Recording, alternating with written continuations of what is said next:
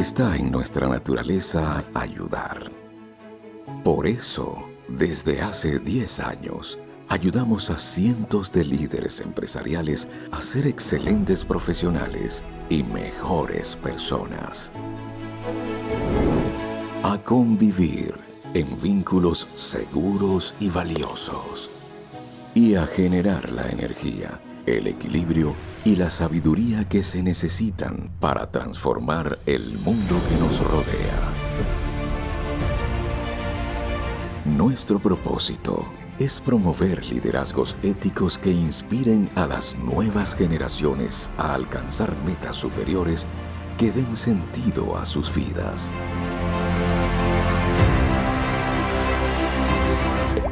Somos una poderosa plataforma regional que une y potencia el talento de mentes brillantes. Un grupo que pone pasión y corazón en su trabajo día tras día. Estamos juntos y preparados para adaptarnos al cambio cultural, a la transformación digital, a la era cognitiva y a los desafíos éticos. Podemos hacer que las cosas funcionen y más aún, que funcionen mejor. Cooperamos, innovamos, conectamos y aprendemos. Estamos plenos de experiencia y listos para el futuro. Sabemos hacerlo y lo vamos a hacer.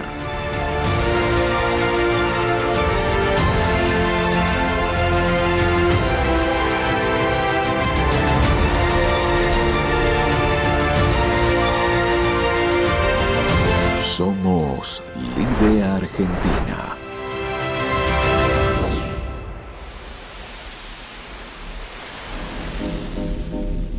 Buenos días y bienvenidos a una nueva edición de Lide Debate, esta vez junto a líderes tecnológicos.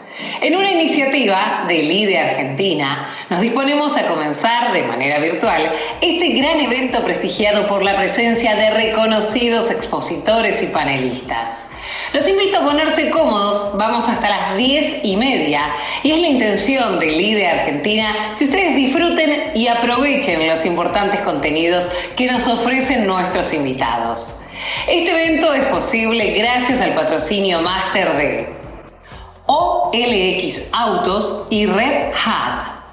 Hoy tenemos el valioso apoyo institucional de la Asociación Argentina de Productores en Siembra Directa, la Asociación Argentina de Volantes, la Cámara de Industria y Comercio Argentino-Alemana, la Cámara de Comercio Argentino-Brasileña, la Cámara de Exportadores de la República Argentina, la Federación Argentina de Periodistas Deportivos, el Instituto de Neurología Cognitiva, la Asociación Argentina de Codificación Productos Comerciales, el Instituto Argentino de Petróleo y Gas, el Instituto Tecnológico Buenos Aires, la Sociedad Rural Argentina y la Universidad del SEMA. Saludamos y agradecemos a los Media Partners que nos acompañan hoy. Argentina Ambiental, Cover News, Debit Today, Impacto Económico, Líderes TV, Mañana Profesional, Prensa Económica. Agradezco a nuestros proveedores oficiales, Logitech y Claves. Y a continuación tengo el placer de presentar a Rodolfo de Felipe, presidente de Lide Argentina, a realizar la apertura oficial de Lide Debate junto a líderes tecnológicos. Que disfruten del encuentro.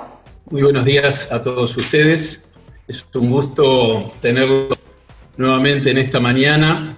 Es un gusto que nos acompañen. Lo que vieron ustedes en el video de presentación es lo que somos y lo que hacemos en Lide Argentina. Espero que estén muy bien, que estén cómodos. Cuéntenos en el chat que tienen ahí debajo desde dónde nos están mirando. Como dijo nuestra prestigiosa locutora Antonella, vamos hasta las 10:30 de la mañana. Y quiero reiterar aquí el agradecimiento a las empresas, a las instituciones que nos han apoyado y a los media partners, especialmente también a nuestros proveedores oficiales, Logitech, con toda la infraestructura para los webinars, y Claves, que ha preparado un informe sobre el tema que nos convoca hoy, un gran informe de 18 páginas, estuve mirando, muy bueno, que vamos a compartir con todos ustedes cuando mañana recibirán un email con el link de este webinar. Es un día especial porque tenemos a 4 líderes tecnológicos, 4 personas que en los suyos se han destacado y han sido convocados por otro ícono del mundo de la tecnología, del mundo de la investigación, que es el presidente de nuestra división, LIDE Tecnología. También agradezco a Red Hat y a OLX Autos, que son sponsors de este evento y lo hacen posible. Asisten también, y saludo a invitados especiales a este evento, al señor Adrián Sasse de Swiss Medical, al señor Benjamín Buteler de ESS Argentina, a Daniel Salomón de Comprando en Grupo, que nos mira desde Córdoba, a Fernando Jambrina de BR4, al señor Gonzalo Soliveres de Enerminds, a un amigo, a Pedro Galar, que es vicealmirante de la Armada Argentina, también nos está acompañando, a Romeo Cotorruelo desde España, que es consejero del grupo Inmark, a la señora Viviana Soco de Vidatech, un gran grupo de producción digital, a María Tetamanti, que está al frente de la gran empresa Camus y Gas, a Dirk van Nijkerk, que es el número 1 de Boring Ingeleen, es un laboratorio muy importante, a la señora Sofía Sheik, que está al frente de Yoles Tecnologías, que nos está mirando desde Paraguay, desde Asunción. Saludo también a nuevos miembros, los habíamos mencionado la semana pasada, pero los reitero aquí, porque están presentes, al número 1, al líder de SEBA Salud Animal, señor Hernán López Cepero, al CEO de Logitech, lo mencioné recién y les agradecemos por ser proveedores oficiales, al señor Maximiliano Hernández, y a José Martins, que es el presidente de la Bolsa de Cereales. Estos 3 son nuevos miembros de Argentina. También agradezco a los miembros del Comité de Gestión de LIDE Argentina, de su consejo consultivo, y por supuesto a todos los miembros que nos están mirando. Dentro de la pantalla ustedes tienen un botón que dice chat. Con ese botón ustedes se van a comunicar con la producción, con nuestra producción, y ahí pueden realizar los comentarios y los aportes que consideren convenientes. Y en el botón de respuestas o Q&A, question and answer, depende de la versión que tengan de Zoom, hacen las preguntas a nuestros panelistas. Ellos van a recibir las preguntas, les pido que sean concisas, que digan quién las hace y a quién va dirigida, y se las van a ir contestando. Las que no lleguemos a contestar, les adelanto que se las enviaremos a ellos para que puedan después responderlas con la dirección de ustedes de correo electrónico, para que puedan establecer contacto y responderlas. Después tendremos 2 o 3 encuestas para que ustedes compartan, participen y voten con nosotros. Pero ahora quiero darle la palabra, quiero recibir, que todos ustedes reciban, con gran placer, por supuesto, al señor Jorge Pairó, que es el Country Sales Manager de Red Hat, una empresa de open source que es súper prestigiosa, muy grande, muy importante, y con gran trabajo aquí en la Argentina y en la región. Así que, si les parece, le damos la bienvenida a nuestro común amigo, nuestro querido amigo Jorge Pairó. Jorge, muy buenos días. Hola Rodolfo, buenos días y buenos días a toda la audiencia. Muchas gracias a todo el equipo LIDE y felicitaciones por un evento más de altísima calidad. Una vez más reitero mi felicitación por el video de apertura que siempre nos transmite mucha energía y nos deja, cada vez que lo vemos, alguna parte en especial que da espacio a estos interesantes debates.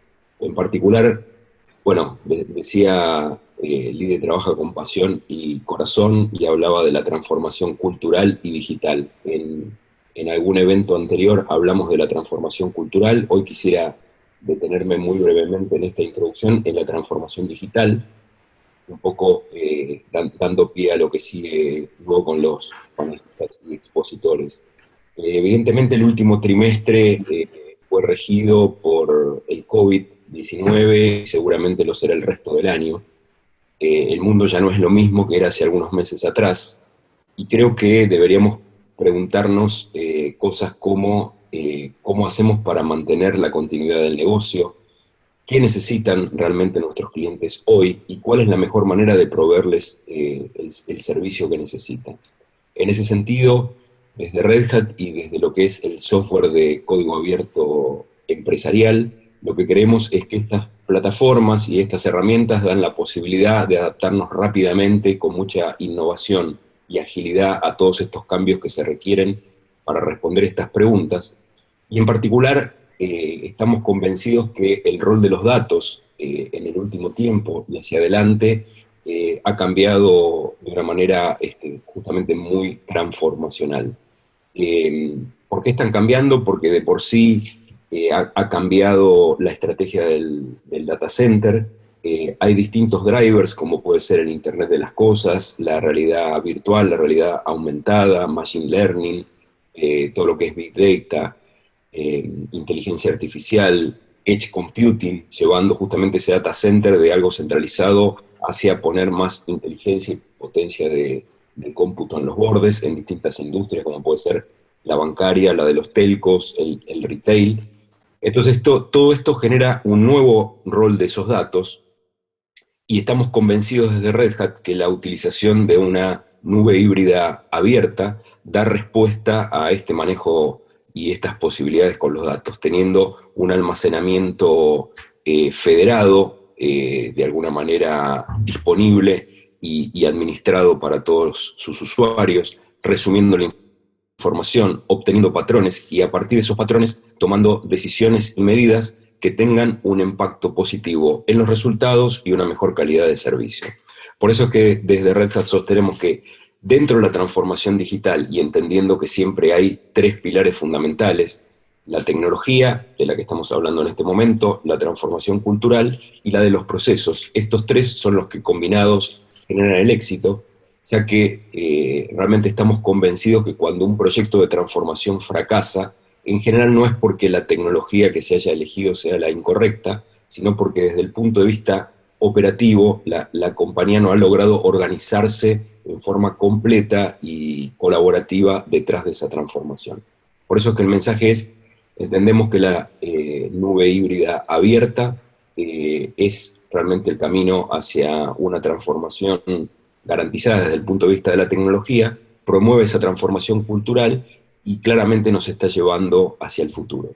Así que desde mi lado les agradezco este tiempo. Como digo siempre, estemos con distancia social, pero cercanos en la comunicación. Quedo disponible y te devuelvo, Rodolfo, el micrófono. Bueno, muy bien, muchas gracias, Jorge, como siempre un placer.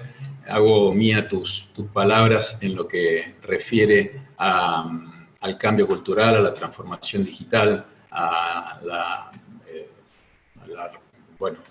transformación cognitiva, en definitiva, que es el talentismo, como decimos siempre, el nuevo capitalismo, y por supuesto también, y sobre todo en estos tiempos, a la transformación ética.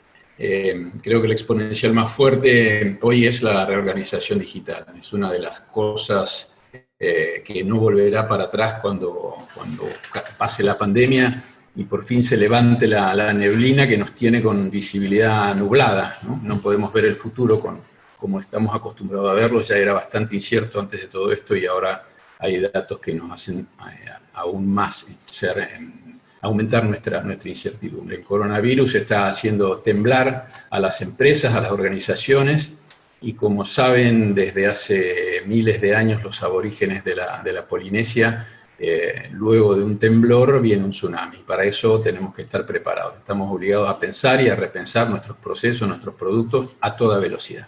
Un histórico presidente de Brasil, Kubitschek, de apellido Kubitschek, que dijo cuando llegó 50 años en 5 años, como que en su proceso iba a tener, el Brasil iba a avanzar 50 años en los 5 que duraba su mandato. Y el corona nos está obligando a hacer esos grandes cambios en muy poco tiempo, cambios que eran impensados en muy, muy poco tiempo. Por eso yo tengo el gusto y el agradecimiento hacia vos, te saludo, te libero, sé que estás con muchísimas obligaciones y compromisos, y quiero ir presentando para que todos ustedes vean a quienes son nuestros invitados de hoy. Nos acompaña desde España, concretamente desde Benicàssim, cerca del mar, ahí en España, mi amigo Juan José Aguirre Muñoz de Morales, que saluda a todos ustedes. También nos está acompañando el señor José Luis Roses, que es ex rector del ITBA y presidente de la división LIDE Tecnología, la señora Sally Buberman, que es CEO de Wormhole, una empresa que se dedica a la formación y a la capacitación con base digital, el señor Santiago Pordelane, presidente y CEO de Equifax, una empresa, básicamente una empresa de datos, de Smart Data, muy, muy potente, y otro amigo también, igual que Santiago, Carlos McKinley, que es CEO de LowShack, una también conocidísima empresa, prestigiosa empresa que toca el tema de la seguridad. Saludo a todos ustedes, les deseo los buenos días y pido que me dejen y se quede conmigo Juanjo Aguirre Muñoz de Morales, para empezar con él su exposición inicial. Él va a abrir con un informe, con un trabajo muy bien hecho, muy confiable respecto de la situación económica en la zona donde él está, en la zona de Europa, y su visión respecto de estos procesos globales. Así que muy buenos días, nos volvemos a ver con ustedes cuatro, Juanjo, Carlos, Santiago, Sally, y te saludo, Juanjo, ¿cómo estás? Muy buenos días. Hola, buenos días a todos. Buenas tardes desde Europa, desde España, desde la costa mediterránea. Les puedo asegurar que hoy es el día más caluroso del verano. Ahora, cuando son las 14:10 de España, estamos soportando o padeciendo 35 grados, pero al lado del mar la verdad es que la vida se ve de otro color. Muchas gracias, Juanjo. Por favor, muchas gracias, Juanjo. Nada más que 35 o 36 grados de diferencia tenemos, como estamos acá, con un invierno lindo y fresquito. Les quiero contar a todos ustedes que Juanjo es economista, que es exdirectivo de Repsol, en áreas muy sensibles, tuvo a su cargo responsabilidades muy, muy importantes, inclusive estuvo 3 años en la Argentina, conoce muy bien nuestro país y disfrutó de esos 3 años aquí en la Argentina. Donde yo, bueno, lo conocía de antes, pero tuve el placer de compartir con él su gran trabajo. Él tiene, bueno, incontables cursos, vastísima experiencia, no solo en Argentina, sino también regional y en distintos lugares de España. Hoy se dedica a actividad non-profit, está de patrona de la Fundación Alterna, también vinculada a temas digitales, a temas de tecnología. Es un gusto, Juanjo, bueno, nos conocemos hace muchos años, es un gusto que nos acompañes, un placer, un honor disfrutar de tu amistad. Y si te parece bien, vamos a hacer participar a quienes están asistiendo, a los asistentes, con una primera pregunta que has sugerido vos como disparador para tu conversación. Esta pregunta dice: la pandemia nos ha impuesto el distanciamiento social y la vida digital. Ha enmascarado los sentimientos y reseteado el mundo. ¿Qué crees que pasará después? Vamos votando. La primera opción es: volveremos a la antigua normalidad. La salud y la investigación serán prioridad y aceleraremos la digitalización de las empresas. La segunda opción es: aparecerá una nueva normalidad en el mundo y el mundo no será digital, la digitalización será clave del nuevo modelo económico. O la tercera opción: aparecerá un mundo que nadie reconocerá, será digital o no será, y se transformará la economía y las empresas y la sociedad. Es una gran pregunta, un gran planteamiento, 3 muy buenas opciones. Si tenemos los resultados, los compartimos, Juanjo, y te dejo con los espectadores para que puedas conversar. La opción 1, volveremos a la antigua normalidad, 19%. La segunda opción: aparecerá una nueva normalidad, el 68%, Juanjo. Y aparecer un mundo que nadie reconocerá, la posición más extrema, solo con el 14%. ¿Qué te parece esto, Juanjo? Y ya te dejo con la gente para que compartas tu presentación. Muy bien, muchísimas gracias, Rodolfo. Gracias a LIDE, es un gusto y un placer poder compartir con tan distinguidos panelistas en mi exposición. Cuando me invitaste hace unas semanas para participar en esta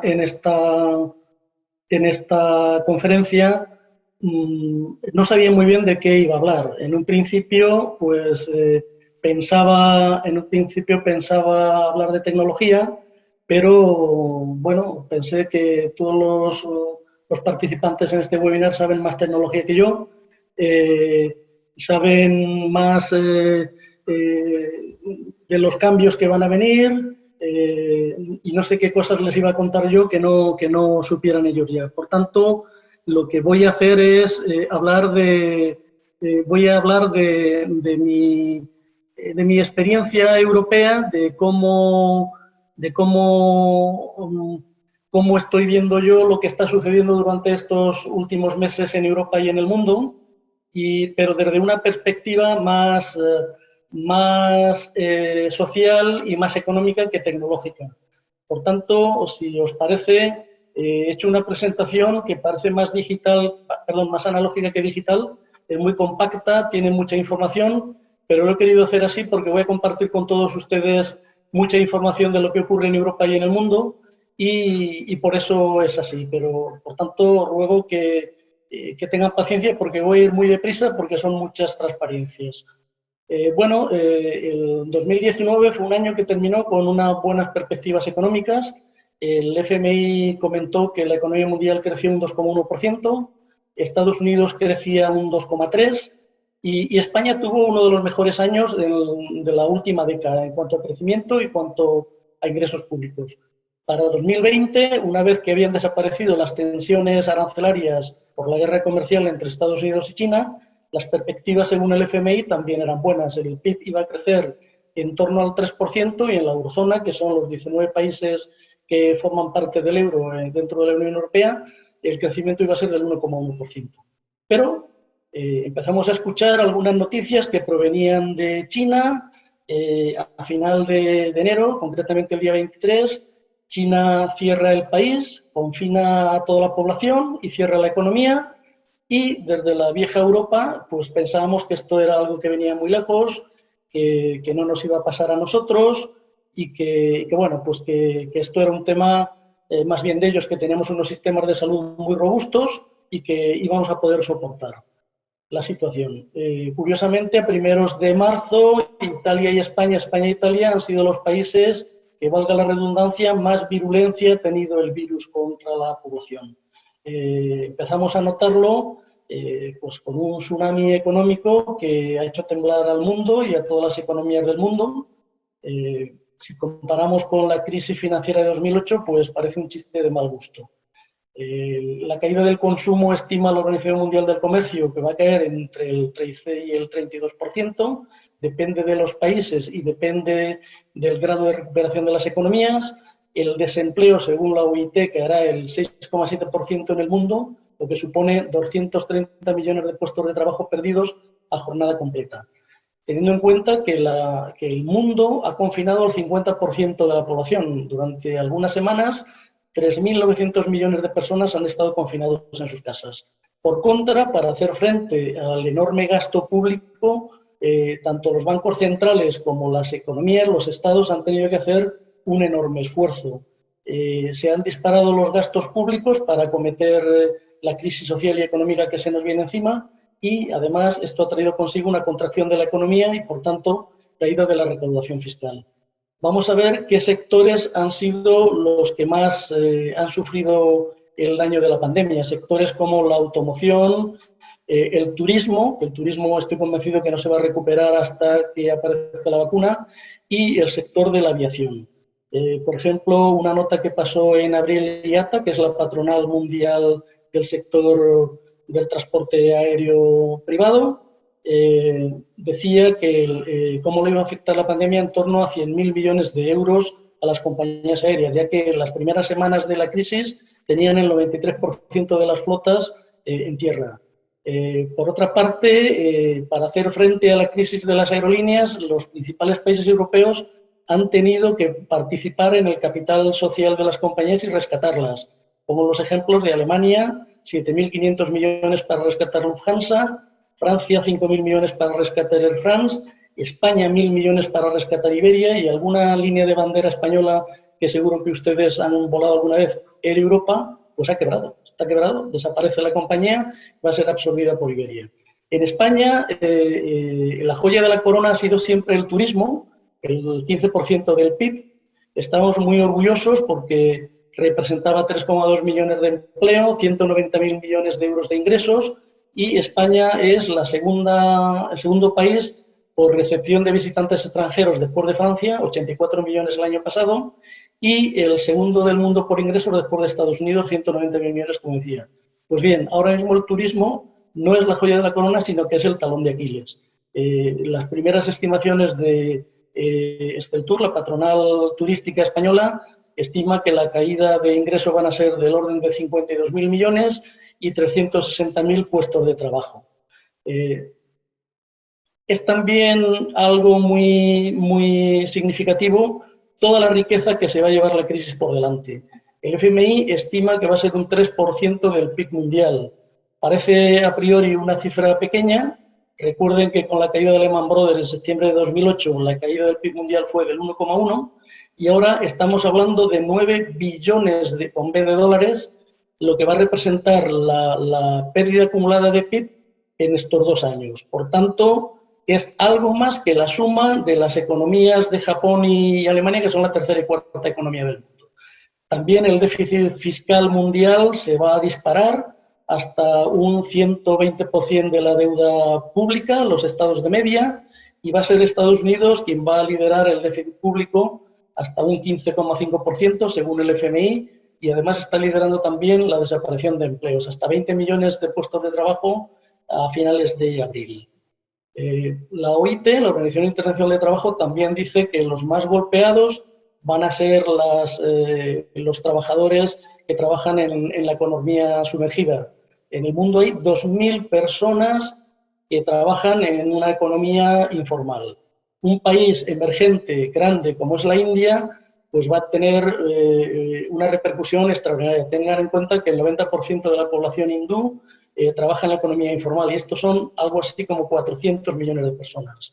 El desempleo también ha tenido un impacto importante en España, a pesar de que hay medidas sociales que están conteniendo a 7 millones de empleados, que nos va a costar 23.000 millones de euros hasta final de año, pero que en los 2 últimos meses se ha cebado con 1 millón de personas que se han quedado sin trabajo.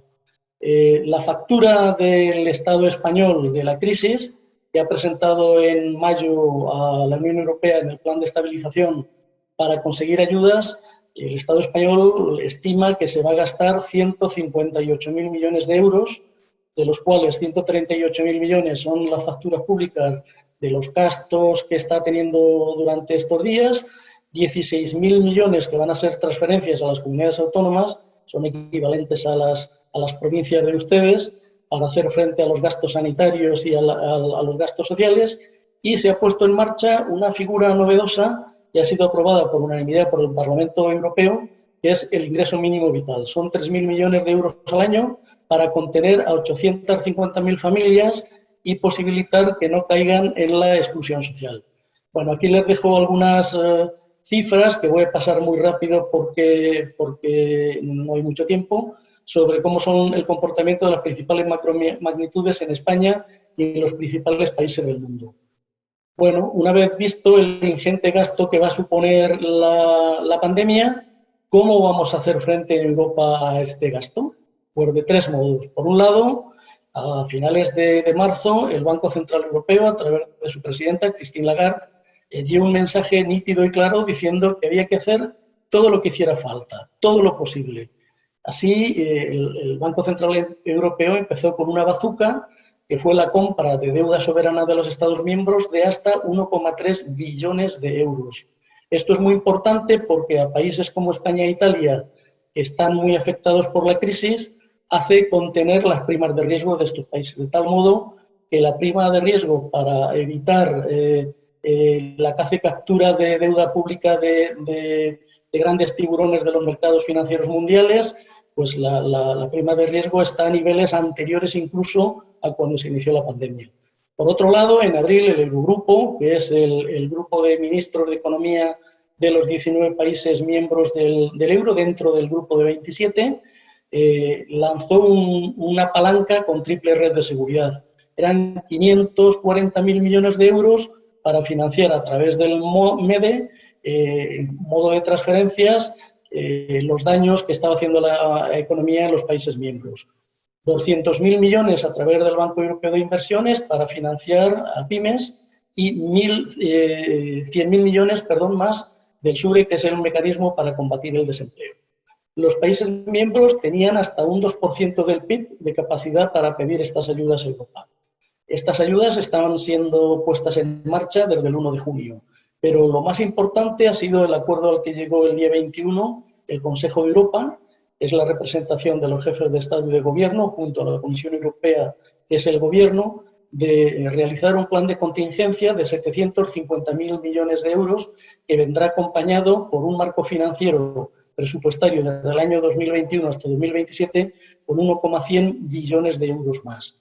Esto supone 750.000 millones que se van a desdoblar en dos partidas. Una, el 52% del total, 390.000 millones, como transferencias o subsidios, es decir, que los países que hagan acopio de estas cantidades no lo van a tener que devolver, es muy importante, y el resto, el 48% del total, 360.000 millones, que van a tener que devolver los países que requieran dinero con un tipo de interés muy bajo, el 0,3% es como está ahora el Euribor, y a un plazo alto, hasta el año 2050. Los objetivos del Plan de Reconstrucción Europeo, llamado por la comisaria Ursula von der Leyen Next Generation Europe, tienen como objetivo el ámbito laboral, la educación y la renta mínima, el crecimiento potencial y la creación de empleo, la resiliencia social y económica y, sobre todo, la transición verde y digital.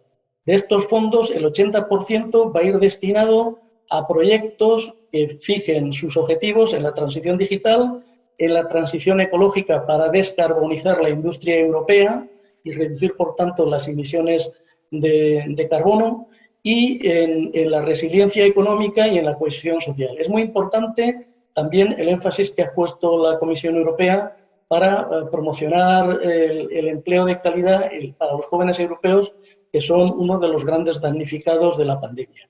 Para que se hagan una idea, los dos países que más fondos van a recibir por este orden son Italia, 209.000 millones, y España, 140.000 millones, porque son también los dos países que más duramente han sido golpeados por la pandemia.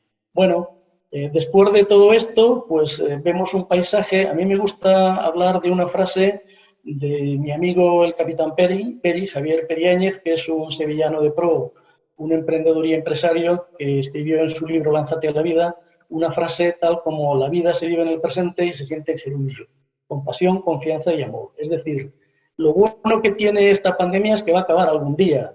Lo malo es lo que estamos sufriendo ahora, pero también es obvio que nos ha dado una enorme lección de humildad a la humanidad.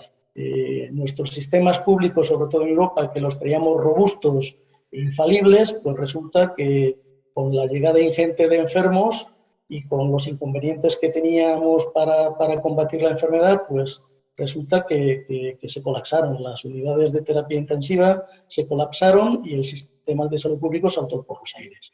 Como decía antes, la crisis sanitaria ha traído una enorme crisis social, económica, pero, ojo, no nos olvidemos de la de la política. Estamos en un contexto mundial donde hay una pelea de dos gallos que se está incrementando estos días. Me refiero a Estados Unidos y a China. Ya viene de lejos con la guerra comercial de aranceles del año pasado, pero ahora con la preponderancia del virus, pues está creciendo más. Son dos modelos antagónicos que se están enfrentando entre sí, sobre todo de la llegada de Trump al poder en Estados Unidos, con un cierre de fronteras, con tratos contrarios a la globalización, con el famoso American First, y con el Reino Unido, que, como saben, salió de la Unión Europea a través del Brexit el 31 de enero pasado. Por otro lado, un modelo más optimista, como es el de Europa, modelo de Asia y de países del mundo occidental, entre ellos Latinoamérica, donde estamos convencidos y sabemos y decimos que la pandemia no tiene fronteras. Por tanto, como es un problema mundial, no nos vamos a recuperar hasta que no se recupere todo el mundo, y por tanto es un problema que tendremos que resolver entre todos. Nos vamos a encontrar una sociedad cambiada, pero en primer lugar tenemos que ver, una vez que tenemos o estamos sufriendo la experiencia de las mascarillas, de la distancia social, de las pérdidas humanas y de la cancelación de la vida social y económica, ¿qué tipo de sociedad queremos? Ahora mismo estamos con una sociedad con una extrema desigualdad en la distribución y reparto de la riqueza en el mundo, también con desigualdad en los sistemas sanitarios públicos y con una emergencia climática que se hace ya insostenible.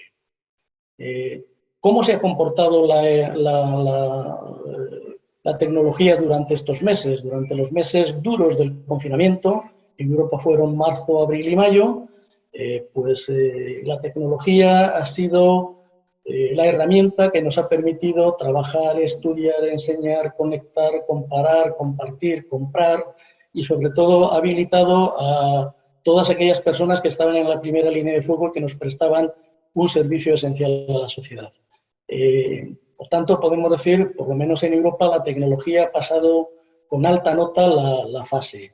En palabras del presidente de Telefónica, Álvarez Pallete, el otro día cuando se hizo la presentación de la Agenda Digital Española, comentaba que los meses más duros hemos visto en unas semanas cómo la vida física hacía un traslado a la vida digital y que los procesos digitales se han acelerado de un modo improvisado, pero se han acelerado como en 2 años en condiciones normales. Si bien es cierto que ahora es cuando toca y hay que acometer la verdadera transición digital.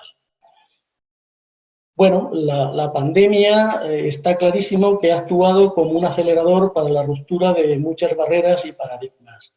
Estoy convencido que cuando pase esta crisis, muchos de los modelos productivos y de negocio van a saltar por los aires porque quedarán obsoletos en un tiempo récord por todo lo que se nos ha venido encima. Aquellas empresas que tengan un mayor grado de digitalización serán las primeras que van a salir de la crisis. Por otro lado, las más digitales, innovadoras y disciplinadas serán también las primeras que se van a adaptar a la nueva realidad. Todo esto, la transición digital, va a generar un enorme valor económico y va a ser imprescindible para acometer los grandes retos de la humanidad, como es la transición ecológica, con la Agenda 2030 de Desarrollo Sostenible y con la descarbonización de las industrias europeas. En España, la situación es bastante favorable, teniendo en cuenta que una gran empresa como Telefónica ha hecho un ingente trabajo en los años anteriores. Tenemos la mayor red de banda ancha de toda Europa, y esto no lo digo yo, ni lo dice Telefónica, lo dice DESI, que es la Digital Europe and Social Index. Por otra parte, el presidente de Telefónica también en su comparecencia el otro día en la Agenda 2025 comentaba que la transformación digital en España puede tener un impacto del 1,8% en el PIB del país. Esto es, en el periodo 2025, 212.000 millones de euros con la creación de 2 millones de puestos de trabajo digitales de alta cualificación. ¿Qué va a pasar? ¿Cómo va a ser la nueva normalidad? Bien, la encuesta dice que va a haber un mundo intermedio. Yo creo que no lo vamos a reconocer.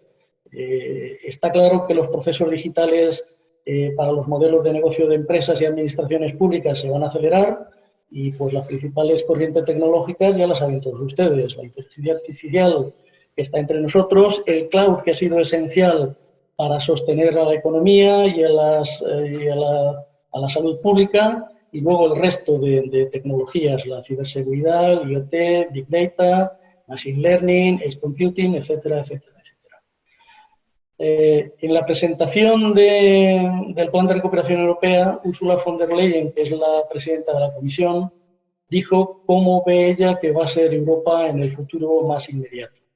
Dice que va a ser una Europa digital, más sostenible, más moderna, más verde, en definitiva, más Europa. Pero lo digital va a ir asociado también a lo sostenible, es decir, que van a formar un tándem indisoluble las dos cosas.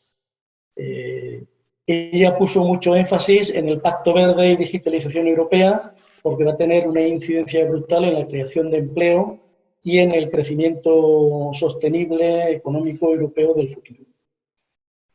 Para algunos gurús como Carlos Barramés, que es un emprendedor y de los más importantes pensadores del mundo digital en España y en Europa, el nuevo mundo va a ser un compendio de 4 variables que lo van a hacer posible. Uno, el mundo digital, el mundo verde, el mundo fair, el de la equidad y un mundo más justo, que ya está en el foco y en el radar de todas las organizaciones multilaterales como la OIT, la OCDE, el Banco Central Europeo, la Unión Europea, y el mundo de la comunidad, de todos juntos.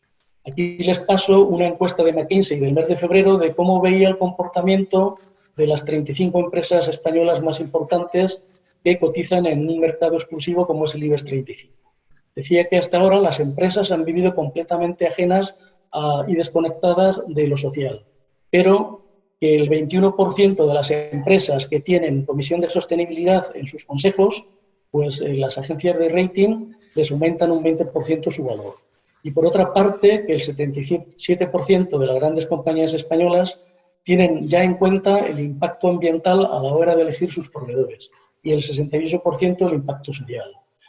Una encuesta, también quiero compartir con ustedes, una encuesta que hizo el World Economic Forum el año pasado en Suiza entre los principales CEOs de las principales compañías del mundo, decía que el 40% de la riqueza de las empresas cotizadas tenía mucho que ver con la marca y con la reputación social corporativa. Un breve repaso para cómo veo, para que tengan ustedes información de cómo va a ser la agenda digital española. Después de la creación del Fondo de Reconstrucción el día 21, el día 23, el presidente del Gobierno, junto a los principales líderes de las empresas más importantes españolas, presentó la Agenda Digital 2025, que es una importante palanca para conseguir objetivos como el despliegue de la 5G, de la industria 4.0, para reforzar las competencias digitales de los ciudadanos, digitalizar hasta el 50% las administraciones públicas, que no sean un cuello de botella, como ha ocurrido ahora con las ayudas sociales, donde han tardado hasta 3 meses en poder implementarlas, y también para digitalizar el modelo productivo. Son 140.000 millones de euros que van a hacer a partes iguales, 50% el sector privado, las grandes empresas, con Telefónica a la cabeza, y otros 70.000 millones el sector público español. Bueno, ¿cómo veo yo el mundo? ¿Qué cosas van a cambiar? Siguiendo una frase de Larry Fink, que es el CEO de BlackRock, el principal fondo de inversión del mundo, que capitaliza 7,5 billones de euros, pues dice que el mundo que va a salir del COVID va a ser un mundo distinto, los inversores van a cambiar de psicología, los negocios van a cambiar, el consumo va a cambiar, pero también va a haber unas enormes oportunidades de mercado y de negocio. ¿Qué va a cambiar? Pues obviamente el puesto de trabajo, ya está pasando. Vamos a un puesto más flexible, escalable y en la red. El teletrabajo también, pero no en el modelo Bexefor como está pasando ahora mismo. Vamos hacia los hogares bimodales, donde se pueda distinguir el espacio de conectividad con la empresa y para el ocio personal. La digitalización se va también a enfrentar al reto de la educación. No puede ser que 10 millones de estudiantes y profesores hayan tenido que malvivir con experiencias nuevas, con el cese de las clases, la sanidad por supuesto. Vamos hacia una e-health donde con una sanidad más digitalizada pues, probablemente se podría haber contenido más y haber prevenido más la pandemia. Las ciudades inteligentes también van a cambiar, tienen que hacer una mayor profundización digital y luego pues el distanciamiento social va a continuar hasta que no tengamos vacuna. El mundo parece ser al menos en Europa, menos global. Tenemos las fábricas muy lejos, en China, y tenemos que ir a fomentar la producción local y la sostenibilidad. Y bueno, Juanjo, ¿sí? Juanjo, no, disculpa porque imagino silencio en toda la audiencia por lo importantísimo de tu presentación. Si te parece ir avanzando con las slides porque estamos en tiempo de tu presentación. Sí, ya he acabado, es esto. Como seremos, he ido muy deprisa porque eran muchos slides, pero las van a tener todos ustedes, con lo cual son datos e información que queda para ustedes. Así que, por mí, acabo en este momento. No te quise interrumpir. Si querías terminar con un cierre, bueno, sin perjuicio del cierre final, pero tu comentario final de cómo seremos en esta slide, cerrarla, sí. Bueno, la reflexión que pongo al final de un conocido cocinero español en Washington, que ha sido promovido para el Premio Nobel de la Paz y que está entre las 100 personas más influyentes según la revista Time, que dice que cuando acabe todo esto miraremos y nos preguntaremos qué hicimos nosotros para ayudar a la sociedad, para ayudar a los marginados, etcétera, etcétera, etcétera. Bueno, muy bien, muchísimas gracias. Impactante tu presentación como siempre, te agradezco muchísimo. Te despido por unos minutos, después entrarás en la etapa de Q&A. Ya hay una pregunta dirigida a vos, si querés ir mirándola y respondiendo, va a ser un gusto. Ahora le quiero presentar a todos ustedes, luego de esta impresionante presentación de Juanjo desde España, sobre...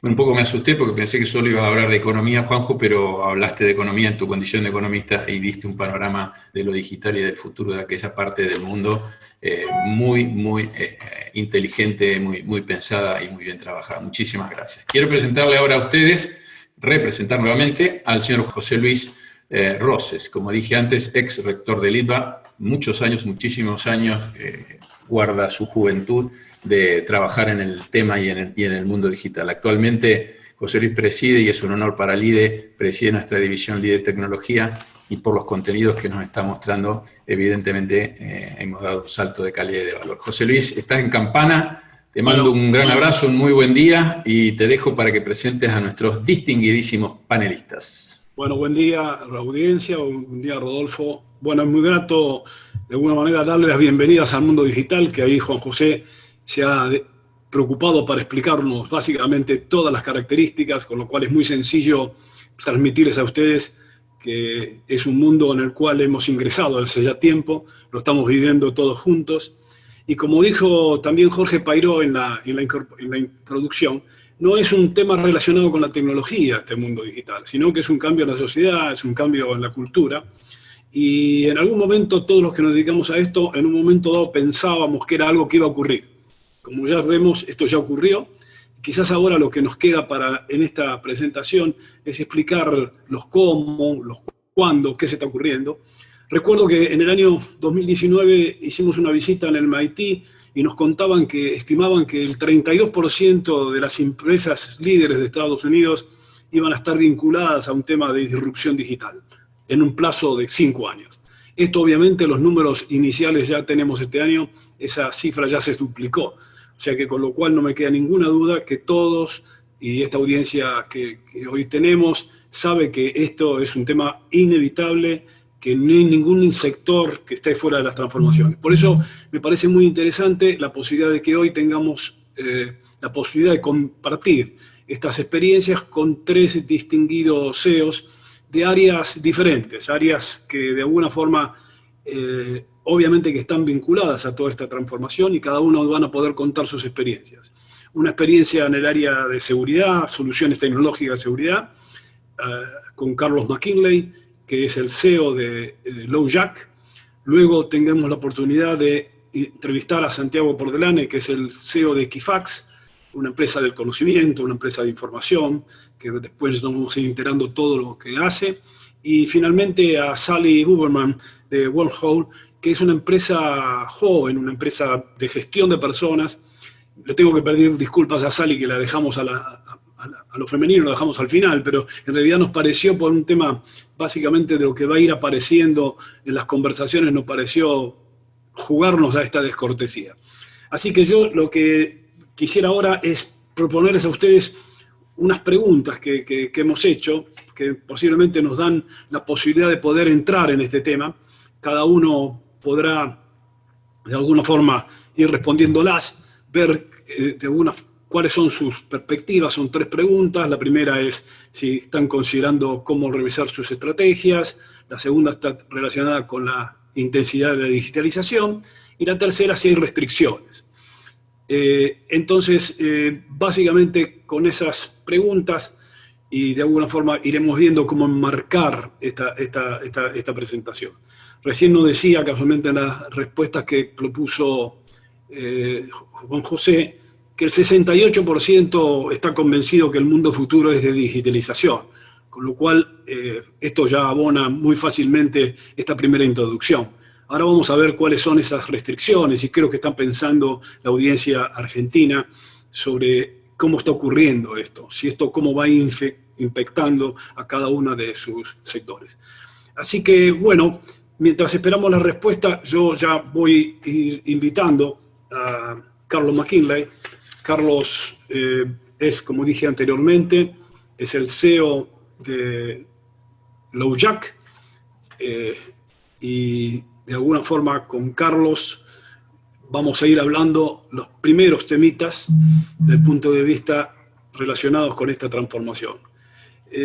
LoJack es una empresa muy interesante, porque seguramente todos creo que la audiencia sabe lo que es LoJack en términos de seguridad, pero quizás después con la presentación, bueno, acá ya nos andan resueltos, así que este morcilleo que hacía Carlos era porque estaba esperando la respuesta, pero veamos. La primera pregunta dice, si ha considerado revisar su estrategia en inversiones tecnológicas para mejorar la productividad. El 62% lo están considerando, así que la catequización avanza, Carlos, o sea que no tenemos que hacer como San Ignacio Loyola ahí con el crucifijo, me parece que esto va avanzando. Y hay un 21% que dice que estamos bien equipados, o sea que, como decía el filósofo Beira, el equipo está. La segunda habla sobre la mayor intensidad en la digitalización, y ahí vemos que hay también algo que seguramente, Carlos, vos vas a comentar en tu presentación.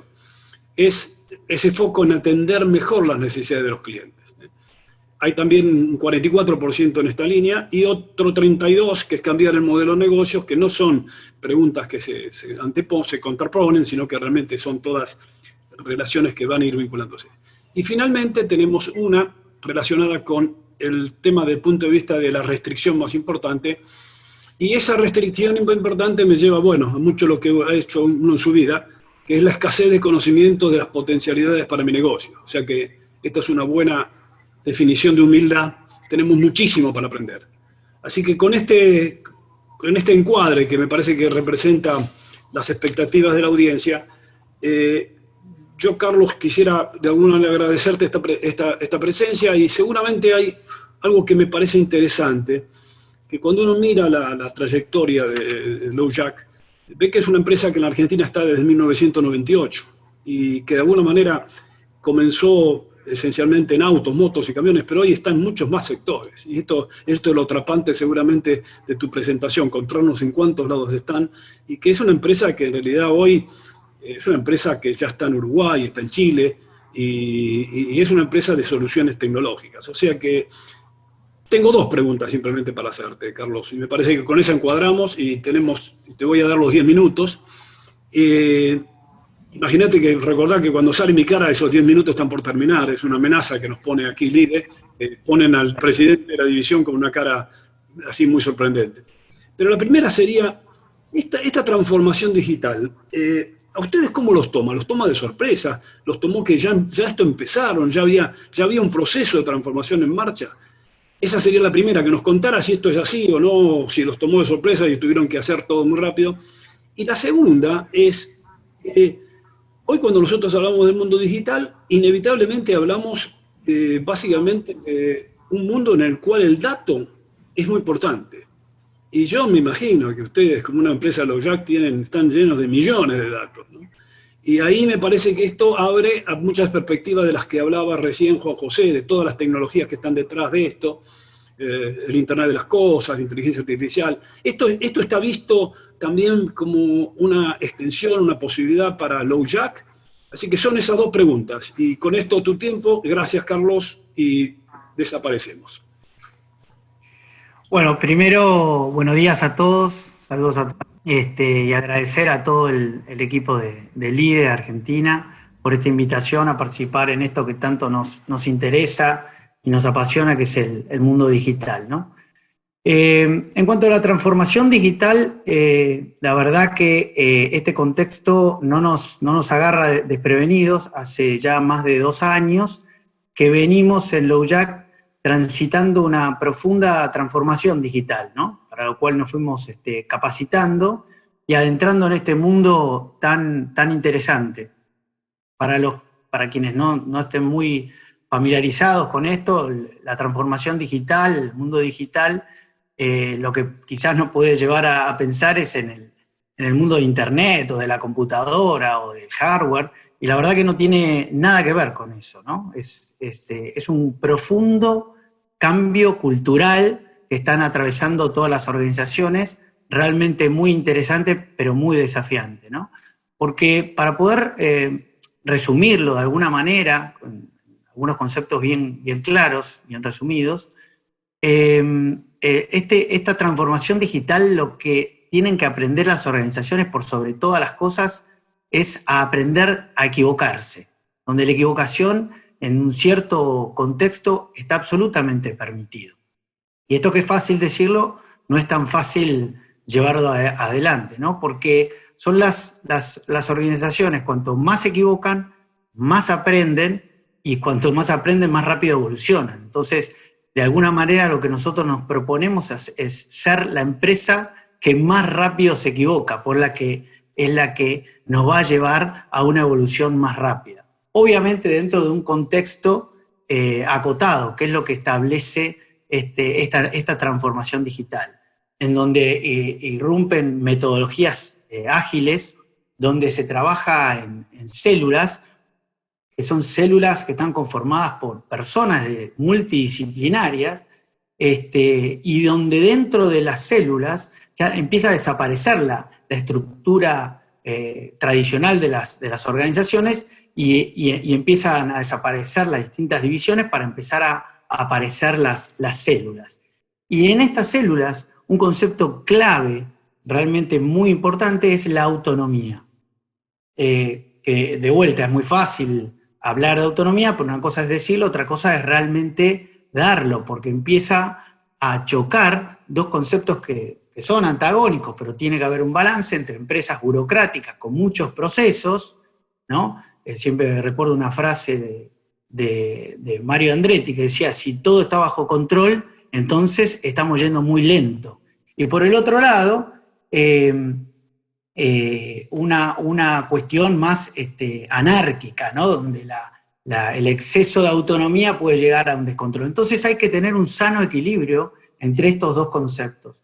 Y la verdad que lo que emerge de este nuevo concepto es un nuevo, yo diría, liderazgo, ¿no? El liderazgo anterior o antiguo liderazgo era el que, bueno, por supuesto todas las empresas tienen un líder, marcan los rumbos, pero no solamente marcar el rumbo, establecía cómo hacer las cosas. En cambio, en esta nueva era, hay un líder que dice a dónde ir, pero ya son las células, a través de un trabajo autónomo y de mucha libertad, el que determina el cómo hacerlo. Por supuesto que esta autonomía tiene que estar enmarcado en un propósito. Todas las empresas tenemos un propósito y esa autonomía al límite es el propósito de cada empresa.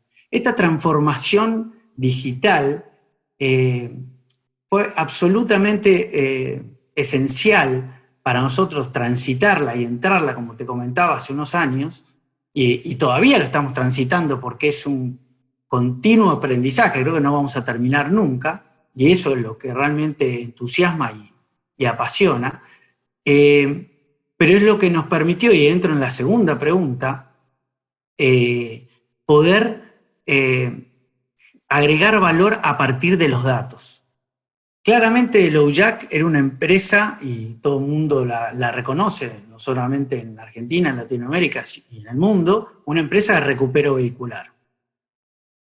A partir de la evolución de la tecnología, bueno, cambió, y lo que era una tecnología unidireccional, a partir de la irrupción del GPS, se transformó en una tecnología bidireccional, ¿no?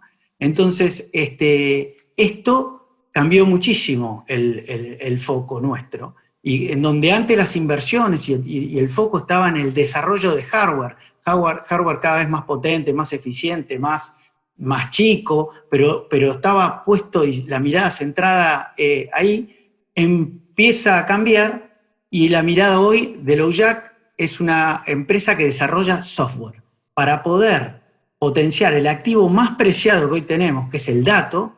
Nosotros nos hemos convertido en una empresa que desarrolla software, y esto es un cambio radical dentro de la organización, para la cual la transformación digital fue la piedra fundamental para poder amoldarnos a esta nueva dinámica. Tenemos una plataforma, la inversión está dirigida masivamente a desarrollar una plataforma, como escuchábamos en la presentación anterior de Juan José, de Internet de las Cosas, que esta plataforma lo que hace es integrar dispositivos conectados, dispositivos que pueden estar en cualquier lado. Por eso vos bien decías que arrancamos por los autos o los camiones y hoy la verdad tenemos dispositivos conectados en diversos lugares. Son dispositivos que están en un auto, en un camión, en una bicicleta, en una mochila, en una mascota, en fin, y en el día de mañana puede estar en cualquier lugar que nosotros podamos medir y que a través de esa medición podamos hacer un nuevo producto, ¿no? Entonces estos dispositivos transmiten señales, que es procesado por la plataforma, y esta plataforma a través de un módulo de Data Analytics, que es el que nos permite procesar millones de señales. Para que te des una idea, nosotros hoy estamos procesando mensualmente más de 3.000 millones de señales. Y es una cantidad de señales que está creciendo exponencialmente, porque el negocio crece y se multiplican las señales. Y a través del uso de la inteligencia artificial nos permite entender patrones, tendencias y finalmente conductas y comportamientos de nuestros clientes que nos permiten desarrollar nuevos productos y servicios.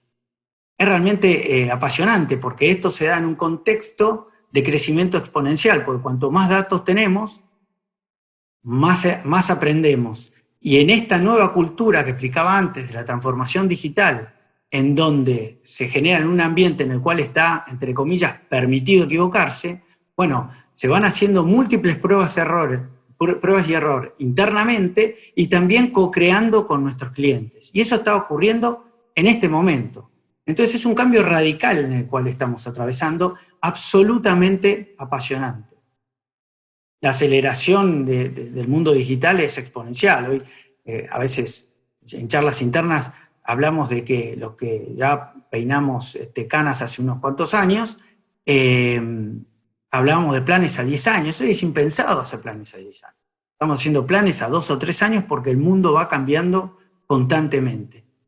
Y la pandemia, para hacer un paralelismo de lo que, y conectar con lo que nos mostraba Juan José, obviamente que lo que vino a hacer es acelerar este tremendo cambio en el cual estamos inmersos. Si no, puedo ver 2 ejemplos muy rápidamente, ¿no? Hoy, algo que estaba en boga, que era el home office, hoy nadie duda que a la salida de la pandemia la forma en que vamos a trabajar va a ser radicalmente diferente de la que era. Y ni hablar de lo que es el mundo digital o el e-commerce, que no voy a venir a descubrir lo que era Amazon, pero digo, hoy cualquier pyme o empresa absolutamente chica tiene su plataforma digital y el canal digital desarrollado. Entonces, esta transformación digital es la esencia de la nueva ola. Y la verdad que es en una ola en la cual estamos montados y que es realmente apasionante porque es desafiante y genera nuevos horizontes, nuevos productos y servicios todo el tiempo a partir de esto que es el activo más importante que tenemos, que es el dato. No, perfecto. Además, realmente es muy interesante la experiencia de ustedes porque creo claramente esta definición que vos dijiste al final, este cambio, ¿no? De una empresa con foco en el hardware a una empresa pensada en el software, habla de la inmensidad de lo que significa esta transformación, porque implica básicamente no solamente capacidades diferentes, sino realmente un centro en tu función de liderazgo muy distinto, y creo que realmente ahí está lo más valioso. Te agradezco porque ha sido muy interesante para ver la amplitud de lo que significa una transformación digital. Bueno, ahora momento que invito a Santiago Pordelane, si puede acompañarnos. Santiago es el CEO de Equifax.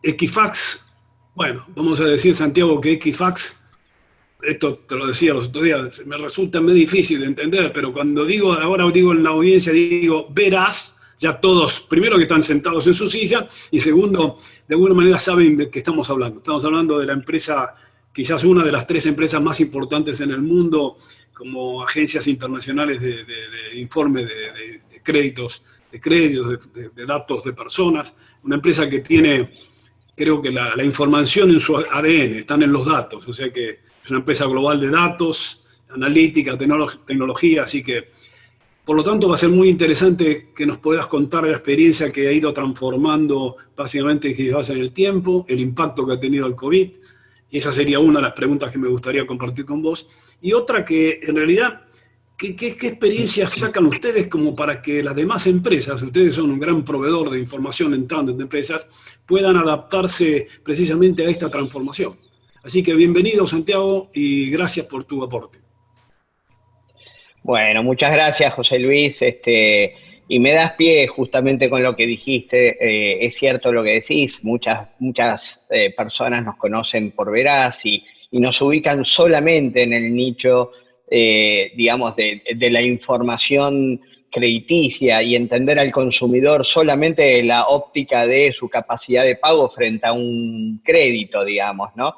Pero ese diría que ha sido el negocio core, histórico, tradicional, pero hemos venido de alguna manera acompañando una transformación interna mucho más potente que esa, donde hoy por hoy no solamente vemos al consumidor desde su óptica del riesgo crediticio, sino de una manera mucho más holística, ¿no?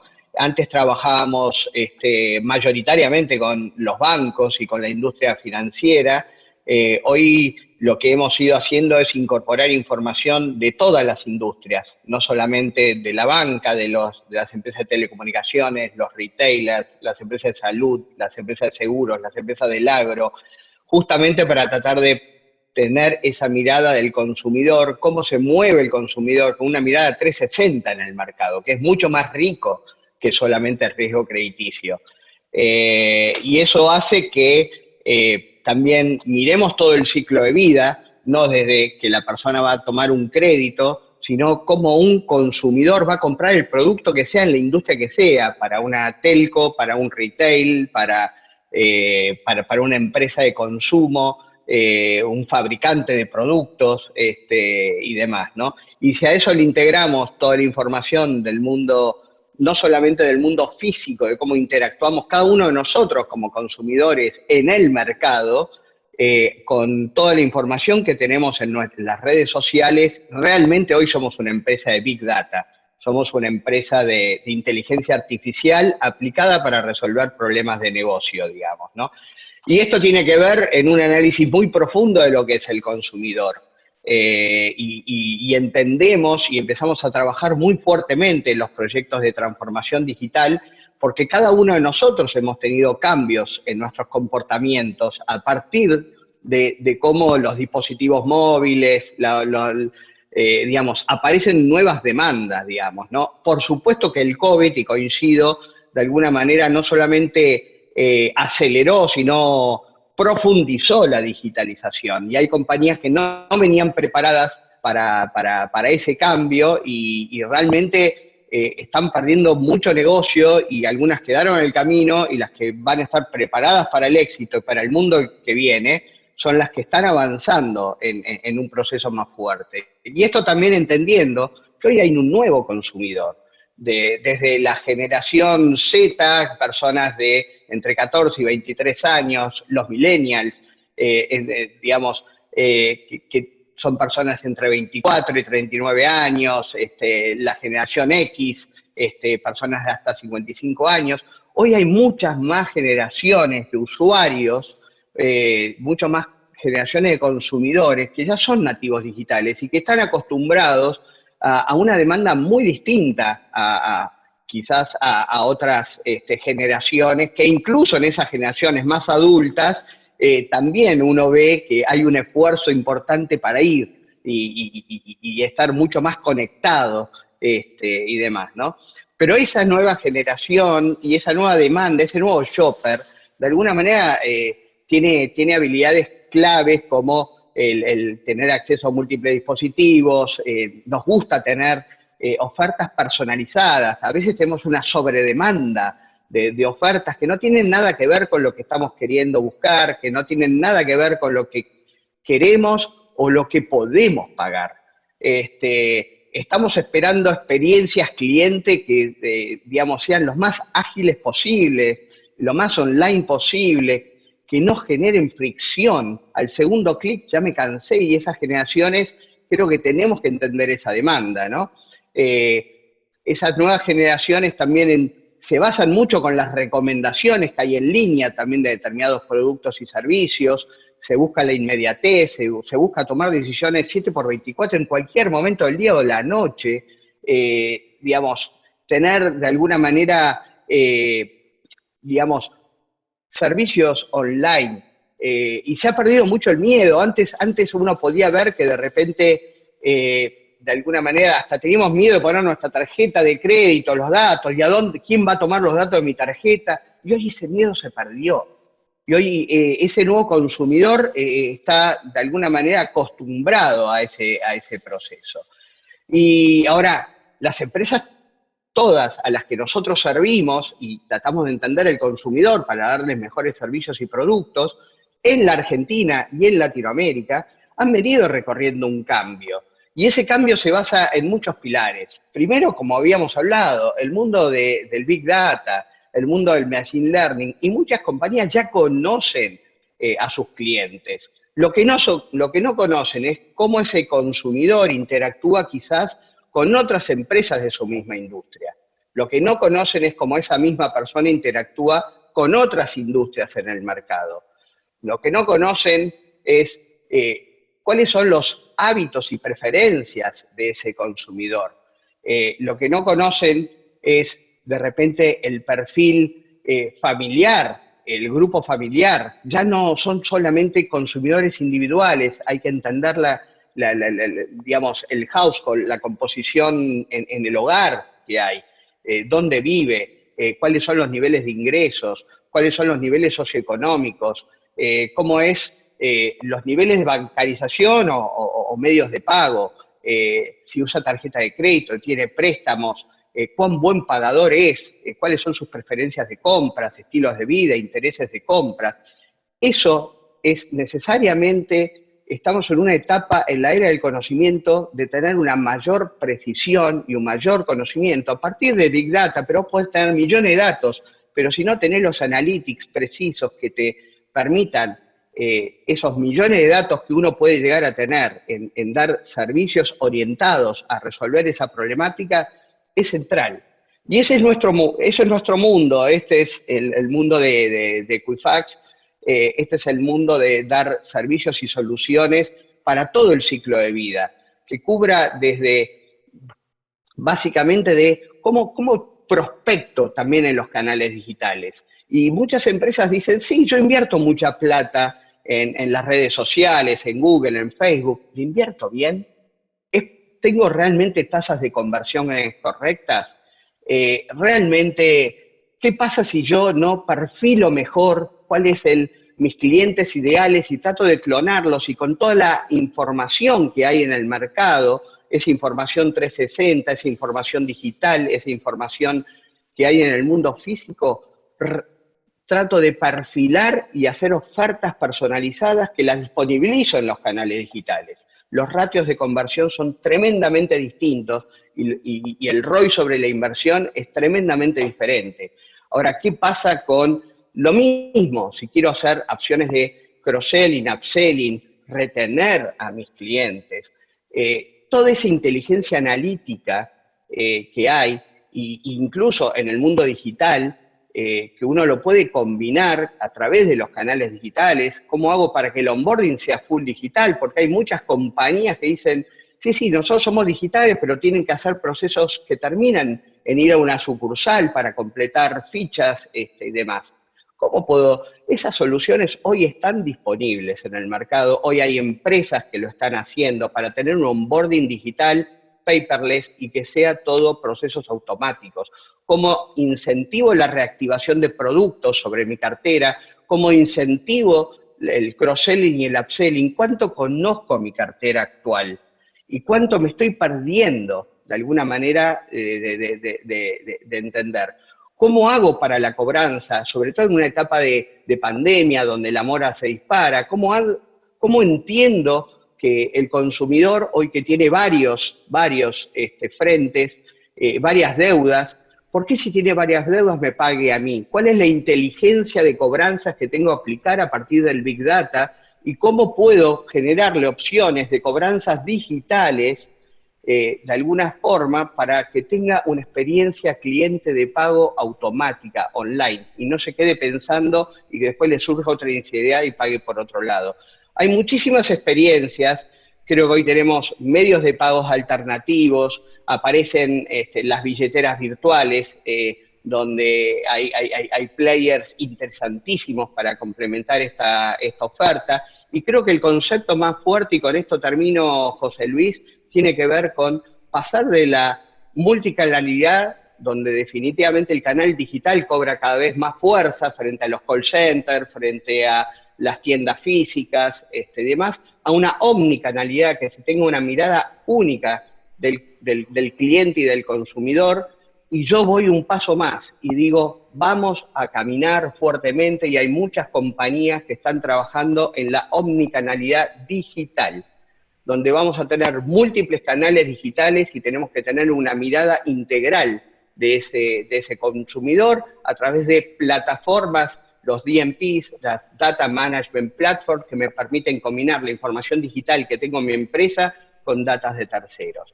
Creo que tenemos que trabajar, y es un mundo tremendamente vertiginoso y desafiante, pero creo que el mensaje más fuerte es que en la Argentina hay muchos casos de éxito de empresas de primera línea que ya están trabajando activamente en todo esto. Bueno, muy grato escucharte, Santiago, y además poner en esta presentación lo importante de entender a ese consumidor, al cliente, ese cambio que hay hoy en día, en que era alguien pasivo y que hoy tenemos que entenderlo muy fuertemente. Así que nos dejás lleno de preguntas, pero también lleno de esperanza, porque lo que estás diciendo es que esas capacidades existen, y creo que, a diferencia de lo que en algún momento había una frase ahí al inicio que creo que Juanjo puso ahí en su presentación, de Benedetti, decía que cuando creíamos que teníamos todas las respuestas nos cambiaron las preguntas. En realidad estábamos preparados para las preguntas, y ahora nos pusieron la posibilidad de trabajarlas todas juntas. Gracias, Santiago, y voy a invitar a Sally. Bueno, por favor. Voy a invitar a Sally Boomerman. Sally Boomerman es una empresaria emprendedora que hace ya alrededor de unos 13 años. Hola, Sally. Hola, ¿qué tal? En realidad empezó a trabajar fundamentalmente pensando en la gente, y yo creo que es todo lo que ha hecho Wormhole en lo que se refiere a su Learning Management System, un programa básicamente una plataforma de capacitación, y la posibilidad también de una plataforma de gestión del desempeño, es para buscar soluciones tecnológicas para gestionar, para capacitar y para desarrollar gente en la empresa. O sea que en esta trilogía estamos viendo cómo Carlos nos plantea que la digitalización impacta en el modelo de negocios.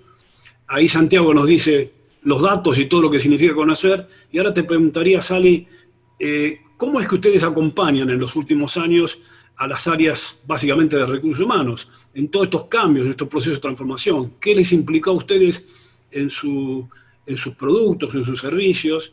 Esa sería quizás mi primera pregunta. ¿Y cómo está evolucionando la Argentina en ese contexto? Si las empresas en realidad son aptas o son ávidas de este tipo de soluciones. Y la segunda pregunta sería, ¿cómo vos creés que las empresas a través de estas posibilidades se pueden ir adaptando en forma exitosa a lo que ya creo que todos hemos tenido que asumir, que es esta capacitación online, entrenamiento online? Así que gracias, Sally, y tus 10 minutos. Bueno, gracias a vos, José, y gracias a LIDE por dejarme compartir este momento. Nosotros, como les decía José recién, desde Wormhole lo que hacemos es ayudamos a las empresas en sus procesos de transformación digital de las áreas de recursos humanos. Es decir, entendiendo que, digamos, las personas son las que nos ayudan a todos nosotros como empresarios a alcanzar los objetivos de negocios que tenemos en las empresas, tenemos que invertir en su entrenamiento, en su capacitación, en su desempeño, para, digamos, poder alcanzar esas métricas que nos proponemos. Por eso es que, bueno, nosotros les brindamos a las organizaciones la posibilidad de crear su propia universidad virtual corporativa, acompañarlos en sus programas de entrenamiento, de capacitación y de formación del personal, de canales, de distribución y demás, así también como herramientas de feedback 360, gestión del desempeño, como mencionamos. La verdad es que venimos haciendo esto hace unos cuantos años atrás, obviamente la empresa fue evolucionando y creciendo con el correr de los años, y lo que antes veíamos es que había como una gran digamos, miedo o reticencia a empezar a llevar estos procesos al mundo online. Todo se hacía en forma presencial, todo se hacía de una manera, digamos, yendo a un lugar, invirtiendo en costos de eventos, hoteles, catering y todo lo que haga falta para poder llevar adelante un entrenamiento, una capacitación, y se dejaba de lado lo digital por miedo, por desconocimiento, porque uno a veces piensa que las inversiones son muy costosas. Y lo cierto es que, bueno, de unos años a esta parte eso empezó a cambiar mucho con el inicio de la nube. Bueno, antes hablaba la gente de Red Hat al respecto. La nube nos permitió que las personas empezaran a usar un montón de servicios hoy casi de forma cotidiana, y eso también generó un poco este proceso de cambio, de transformación, empezó a ayudar a que más personas lo incorporaran. A partir de la pandemia, la verdad es que nosotros nos vimos en una situación un poco particular, porque nos vimos sumergidos en un nivel de demanda muy importante y de mucho crecimiento de lo que era el entrenamiento. Pensemos esta situación, hace 2, 3, 4 meses atrás, ya me estoy medio perdida en el tiempo, teníamos un aislamiento social preventivo y obligatorio de, digamos, prohibición total a salir de nuestras casas, salvo trabajadores esenciales muy particulares. Estábamos peleando contra un virus muy desconocido, no sabíamos mucho, lo único que nos llevan en las noticias de Europa, España, Italia, con un pico muy grande de la enfermedad, con mucha cantidad de personas que fallecían. Estados Unidos empezaba a crecer también, y había mucho miedo, mucha incertidumbre provocada por esta situación. Pero las empresas tenían que seguir adelante y tenían que poder formar a su gente, porque al fin de cuentas es lo que les permitía reconvertirse rápidamente para poder seguir dando servicios. Y en el medio, muchas de estas empresas que no podían trabajar, porque son, no sé, retails o restaurantes o bancos, que en ese momento hasta los bancos estaban cerrados. Hoy en la nueva normalidad y en las fases que estamos, uno puede tomar un turno e ir a un banco, pero en ese momento todo estaba cerrado y había mucho miedo. Y lo que nosotros notamos es que las empresas empezaron a aprovechar esa situación de caos o de crisis para convertirla en una oportunidad de crecimiento de la capacitación y formarse en las cosas que iban a necesitar para cuando pudieran abrir o cuando pudieran empezar a volver a una cierta normalidad. Y el crecimiento fue muy, muy grande. Solo para que se den una idea. Nosotros, por ejemplo, trabajamos con Banco Superviel. Ellos el año pasado habían hecho alrededor de 18.000 horas de capacitación entre todo su personal, que no es menor, es muchísimo, y habían llegado a una planta, digamos, de alrededor del 67% de todo su personal. A partir del inicio de la pandemia, ese número creció al 96% del personal capacitado, y de las 18.000 horas que habían hecho en todo el 2019 pasaron a ser 29.000 horas en el primer semestre del 2020. O sea, casi duplicaron la cantidad de horas de entrenamiento, llegando a mayor cantidad de gente en la mitad del tiempo. Y lo que para mí no es menor, y responde un poco a una pregunta que había, creo que Romina la hizo, donde preguntaba cómo hacer el equilibrio entre el costo-beneficio, digamos, de las inversiones, por un lado, versus los ahorros que todos tenemos que hacer en logística y demás, pero que eso no afecta en la calidad del servicio que le da uno al cliente final y que se vea una mayor productividad.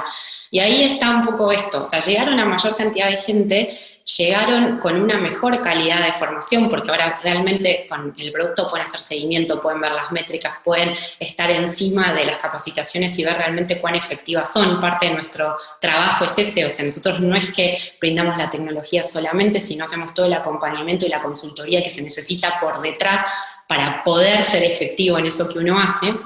Y les provocó además un ahorro de unos cuantos millones de pesos en todo lo que tiene que ver con las logísticas que normalmente usaban para llegar a, digamos, las capacitaciones a las personas que estaban en el puesto de trabajo.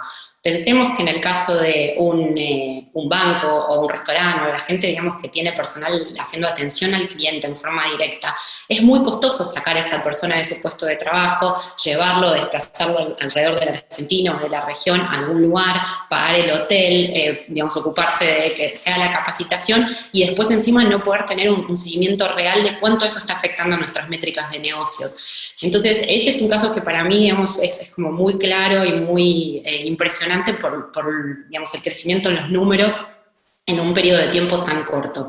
Otro caso que a mí me gusta mucho es el de Action Energy, que también, digamos, es cliente nuestro, porque ellos sí eran trabajadores esenciales, sí tenían que seguir proveyendo combustible, porque pensemos que, digamos, los autos de la policía, las ambulancias, los bomberos, todos necesitaban de algún modo poder cargar nafta, y en lo que nos encontrábamos era que la gente no tenía problema con seguir haciendo su trabajo, pero tenía mucho miedo. Y tenía miedo porque, como repito, al principio era un virus desconocido, no sabíamos contra qué peleábamos. Entonces ese miedo hacía que estuvieran todo el tiempo preocupados pensando qué pasaba cuando volvieran a su casa, a quién iban a enfermar, cómo se iba a enfermar su familia, qué iba a pasar con eso. Y era una cosa, digamos, que a las personas del área de recursos humanos de Action las movilizó un montón, y ellos dijeron, ¿sabes qué? O sea, hoy lo que estamos haciendo online para, digamos, distintos procesos de formación que tiene la organización, lo tenemos que llevar también para capacitar a la gente en lo que es COVID-19 y en medidas de prevención y en estar cerca. Y armaron, digamos, Nati, que es una de las gerentes, tiene una frase que a mí me encanta, que es capacitación sin distancias, que es, estamos cerca tuyo, te acompañamos, entendemos esta, digamos, nueva situación que estás viviendo, y te ponemos a disposición médicos y expertos en seguridad e higiene para que vos puedas entender qué hacer frente a esta situación, cómo cuidarte vos, cómo cuidar a los demás y que puedas, digamos, a tu familia, y que puedas seguir haciendo bien tu trabajo sin miedo, porque el miedo paraliza. Y a mí eso la verdad es que me encantó, porque, digamos, pasaron a ser 39 cursos en menos de un mes, de más de 160 personas en cada uno, todos en vivo, la gente preguntando, discutiendo, compartiendo información, creciendo más de un 80% en el consumo y en la cantidad de horas de entrenamiento, y todo eso se ve reflejado en las personas. Entonces, y obviamente los resultados de la compañía. Y estamos en un contexto donde todavía no salimos de esta pandemia, donde además viene acompañado obviamente de una crisis económica asociada, donde tenemos que digamos, transformarnos, reinventarnos, y está bueno que esto se haga y que esto se lleve adelante. En cuanto a tu segunda pregunta, vos me decías, José, cómo hacer para que sean efectivos estos procesos. Y si bien a mí no me gustan las recetas de cocina, ¿no? 200 gramos de esto, 300 de lo otro, sí me parece interesante, y hay ciertos puntos que en nuestra experiencia, si no se dan, no se cumplen los procesos de transformación digital en estas áreas. Y lo primero, y para mí lo más importante, es el involucramiento de la alta dirección. Esto no es menor, porque un proceso de transformación significa reinventarse, significa cambiar desde las bases. Y si la dirección de la compañía no lo tiene como algo core de su negocio, no lo tiene incorporado, es muy difícil que esto se pueda llevar a cabo, porque queda ahí muerto como un proyecto más para cumplir, digamos, en las métricas con los checks, pero no es algo que se hace realmente y a conciencia. Por eso el involucramiento de la alta dirección para mí es fundamental. Lo segundo es que haya un equipo dedicado de gente. O sea, un proceso para transformar las áreas de recursos humanos necesita que haya gente de la organización pensando. Nosotros podemos acompañar y podemos ser un equipo extendido, pero tiene que haber al menos una persona que esté dedicada a eso y que viva y respire por eso. Lo tercero y no menor es para mí entender que estamos en un mundo que llegó para quedarse. Esto de la tecnología y esto de la, digamos, el uso de la tecnología para entrenar, para trabajar, para todo lo que hacemos, es algo que va a quedarse por siempre, porque además ya se ven los resultados positivos y porque la pandemia nos obligó y nos va a obligar a cambiar y a estar así por los próximos años. No sabemos bien cuándo se va a encontrar la vacuna y por más prometedora que sea, falta.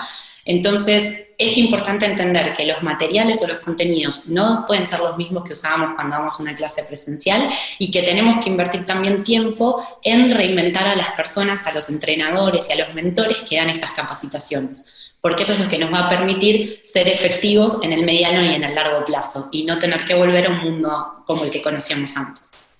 Gracias, Sally. Me parece que hicimos un giro completo, contaste un poquito de toda esta experiencia, realmente, y poner algo que yo creo que está en la cúpula de todos los procesos de transformación, que es la gente, y ustedes están trabajando para que eso sea posible.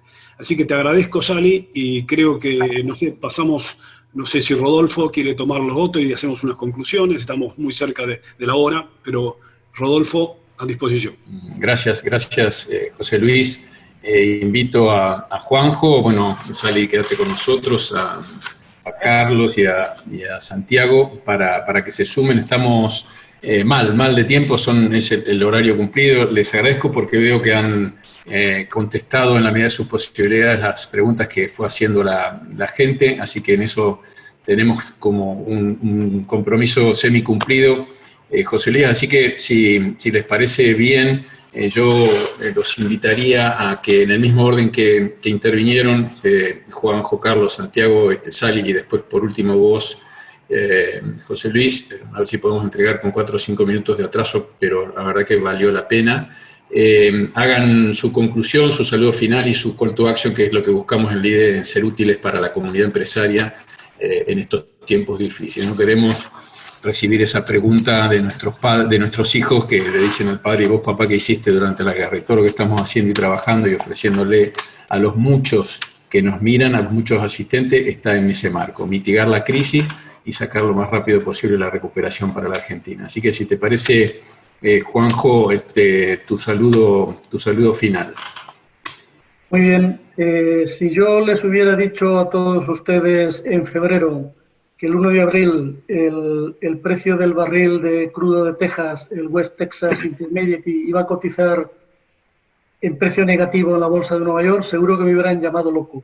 Eso ocurrió el 1 de abril. El precio del petróleo cotizó a menos $35 durante un día. ¿Qué quiero decir con esto? Pues que el mundo ha cambiado, no es un mundo que se parece al que conocíamos antes. Quiero acabar con una frase sencilla de un emprendedor español que se llama Ancho Pérez y que ha triunfado en el mundo de las startups tanto en España como en Estados Unidos. La frase es muy sencilla. La vida es una tienda de golosinas en la que hay solamente una condición. Caramelo que no comes, lo pierdes. Cada caramelo es un día de tu vida y cada día desaprovechado es un caramelo perdido. Gracias. Espero que os vaya muy bien, que salgamos de esto. En Europa estamos en una mala situación con rebrotes, en España rebrotes también, y creo que esto no es bueno para la economía, pero vamos a ver cómo salimos. Muchas gracias y un fuerte abrazo. Gracias, Juanjo. Carlos. Sí, nada, un poco completando y redondeando la idea, un poco que decía Juan José, ¿no? El mundo no va a ser igual a partir de todo esto. Si algo queda claro es que nada es para siempre, todo muta muy rápidamente y nos impone y nos interpela como líderes a una evolución permanente, ¿no? Y tenemos que estar transformándonos y renovándonos mucho más que antes, porque la velocidad del cambio se ha instalado y es un hecho. Y todo lo que nos queda para adelante es que se va a multiplicar y se va a acelerar aún más, generando un montón de nuevas oportunidades allá afuera que dependerá de cada uno de nosotros de poder capitalizarla, y eso es lo que hace este mundo cada vez más interesante. Muchas gracias, Carlos, y felicitaciones también por tu gran trayectoria empresaria. Muchas gracias. Desde mi lugar, la verdad es que lo que me gustaría dejar como un mensaje es que sea algo positivo, ¿no? Que aprovechemos esta situación tan crítica como contaba Juanjo y que empieza a haber rebrotes y demás, como una oportunidad realmente. O sea, que no lo dejemos avanzar, que no se necesita grandes cambios de entrada, sino con pequeñas cosas que hagamos todos los días podemos llegar a un buen camino, a un buen puerto y reinventarnos en un contexto que todos los días nos sorprende y que nunca nadie se hubiera imaginado que íbamos a estar encerrados toda esta cantidad de tiempo por un virus extraño nuevo que apareció. Entonces, nada, frente a esa situación aprovechémosla, empecemos a hacer esos pequeños cambios y a dar lugar a transformar nuestras empresas para que sean efectivas y para los próximos N años que vienen por delante. Así que yo iría por ahí. Muy bien, Sally, muchas gracias. Si te parece, José Luis, le damos el cierre, el call to action, la despedida. No, creo que ya Santiago está. Si tiene Santiago la... Creo que el mundo cambió y creo que tenemos que entender las nuevas generaciones y a los consumidores y sus nuevos hábitos para adaptar y dar soluciones personalizadas a sus demandas, ¿no?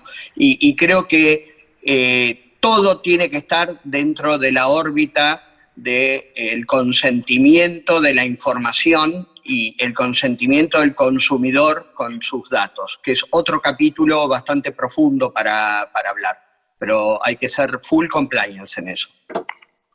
Muy bien, muchas gracias. tu cierre.